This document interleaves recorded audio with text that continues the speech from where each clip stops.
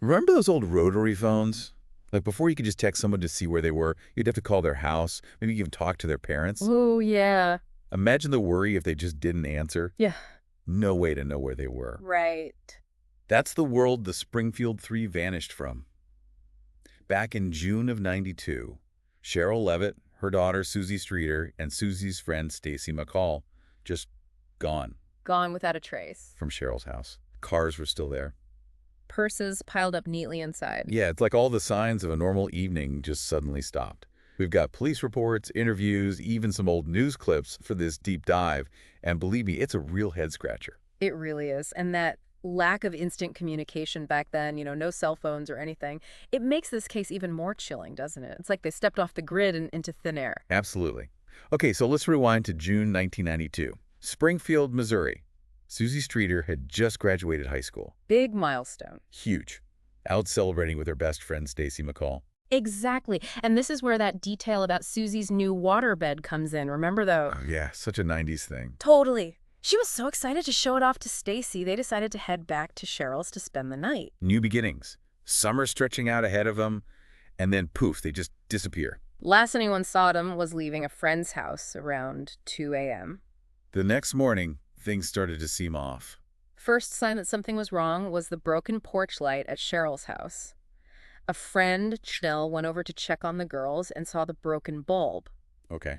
Now, this detail, it might seem insignificant, but it potentially played a crucial role in the investigation. Oh, this is where it gets frustrating. What happened? Snell's boyfriend, Mike, trying to be helpful, swept up the broken glass. Oh, no. Yeah. They had no idea. Little did they know, they may have inadvertently destroyed vital forensic evidence. Right. Back then, DNA analysis wasn't as advanced as it is today. If they had that broken bulb, Who knows? who knows what they might have found. A seemingly innocent act with potentially huge consequences. They go inside the house, and it gets even weirder. It wasn't like a typical crime scene, There wasn't any obvious sign of a struggle. The house seemed frozen in time. Frozen in time. Yeah, like Susie's bed covers were turned down, like someone had been sleeping there. And then there were the purses. The purses. Yeah, stacked neatly on the stairs leading up to Susie's room. 3 purses, all together. And this detail, it becomes crucial because it strongly suggests that the women didn't leave voluntarily. Think about it. Who leaves behind their ID? Their money? You wouldn't. Even essential medication, like Stacy's migraine pills. Makes you think. These are things you wouldn't just forget in a rush. And here's another detail that always gets me. Cheryl and Susie were smokers. Okay. Never went anywhere without their cigarettes. But there they were, packs on the counter, open, like they'd just been interrupted. It really does paint a picture of a normal evening that just abruptly ended. Like they were settling in for the night and then something happened. As the hours ticked by, the worry turned into full-blown panic. Frantic calls to friends. No answer. No answer. Nobody had seen them. That sinking feeling that something was terribly wrong started to set in. And this is where we see how the lack of technology really hampered the investigation. No widespread internet to spread the word quickly, no cell phones to track their movements. Right. They were relying on landlines, word of mouth, and the much slower pace of traditional media. The initial police response, well, even the officers on the scene said there was this strange feeling, even though there wasn't much physical evidence to go on. Right. And then there were those conflicting eyewitness reports that muddied the waters even further. One person claimed to have seen the women at a diner that night, while another placed them at a convenience store around the same time. Impossible if both were true, unless someone had their timeline seriously mixed up. It just goes to show how difficult it was for investigators to separate fact from fiction. They were dealing with unreliable information, rumors swirling, and very few concrete leads. And then there was that whole theory about a transient man. Right. A vague sketch was circulating.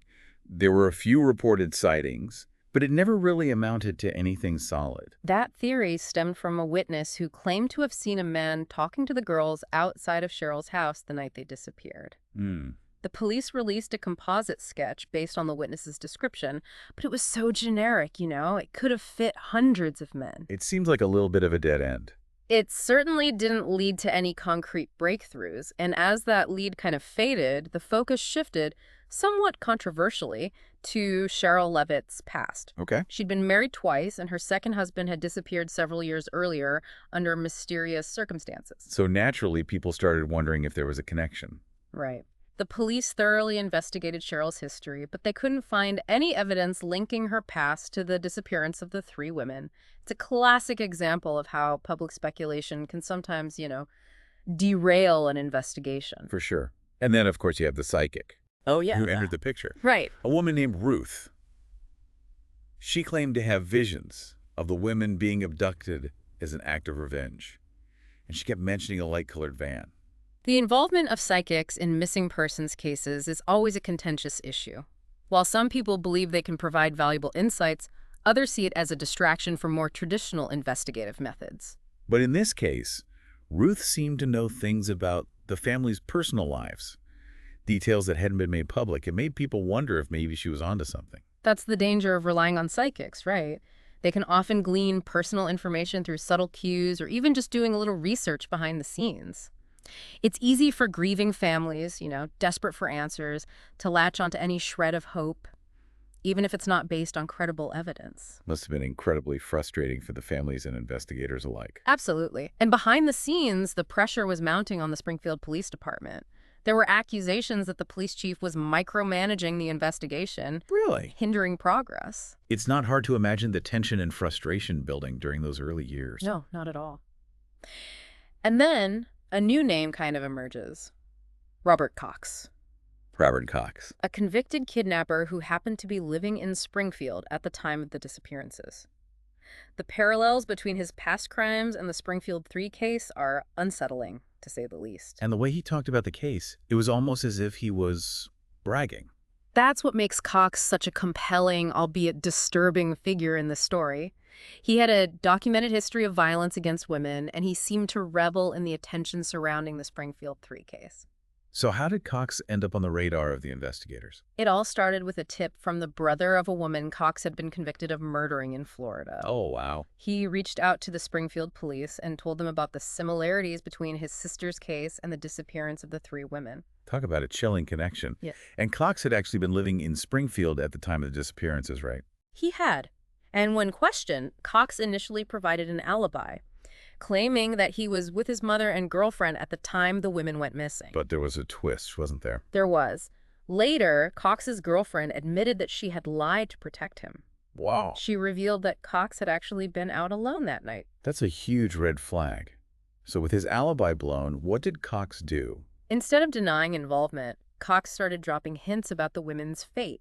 Oh, really? He told investigators that they were buried near Springfield, but he refused to provide any specifics. It's like he was playing a game, a really sick and twisted game. It's a classic example of manipulation. Cox seemed to enjoy keeping investigators on the hook, feeding them just enough information to keep them interested, but never enough to actually solve the case. The families must have been going through a living nightmare during this time. Imagine the emotional roller coaster they were on.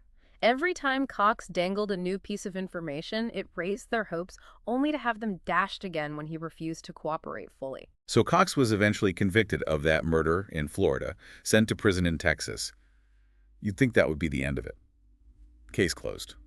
But the Springfield police never gave up on the Springfield 3. Nope.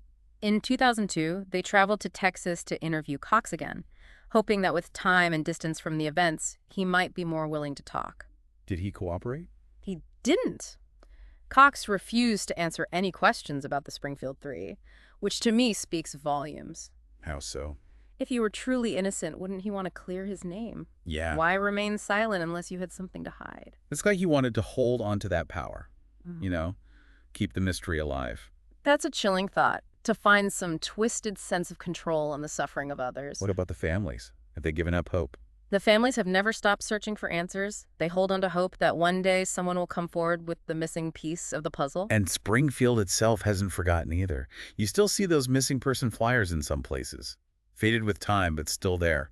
A testament to the community's commitment to finding out what happened to Cheryl, Susie, and Stacy. They refuse to let them be forgotten. And there's a vigil every year, right? Yeah. Every June, people gather to remember the Springfield 3 and to keep hope alive. It's a powerful symbol of the enduring love and support for these women and their families. Officially, the case is considered cold. But there's still a reward for information leading to an arrest and conviction. That's right. $42,000. A reminder that even cold cases can heat up. Sometimes all it takes is one person coming forward with a memory they didn't think was important. Yeah, A tiny detail that could crack the case wide open. it's a long shot. But maybe, just maybe, someone listening right now knows something. Right. They saw something that night. They heard a rumor, anything at all. That's why it's so crucial to share any information, no matter how small it might seem. It could be the missing piece of the puzzle that finally brings justice for Cheryl, Susie, and Stacy. Anyone with information can contact the Springfield Police Department or Crime Stoppers, right? Absolutely. And with the rise of true crime podcasts and online communities dedicated to solving mysteries, there's a renewed focus on cold cases.